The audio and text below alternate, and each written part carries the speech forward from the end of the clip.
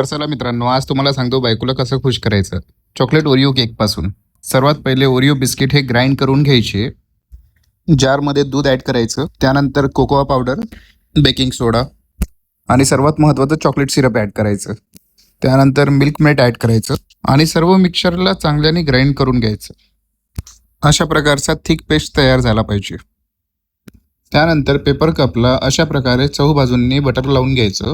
त्यानंतर आपण तयार केलेला बेटर हा अर्धा कप टाकायचा, जेणेकरून आपल्याला वरून चॉकलेट टाकता येणार.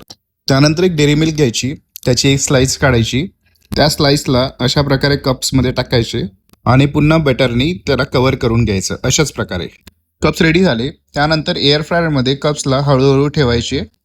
एअर फ्रायर सुरू करायचे व टेम्परेचर 180 डिग्री ठेवायचं 7 मिनिटांकरिता. आता वेळ आहे रिझल्टचा. तर अशा प्रकारचे आपले चोकोलावा केक तर रेडी झालेत. बायकोला खुश करण्यासाठी मोठ्या गोष्टी नाही लागत, फक्त थोडं मनापासून केलं गेलं ना, सर्व बरोबर होतं.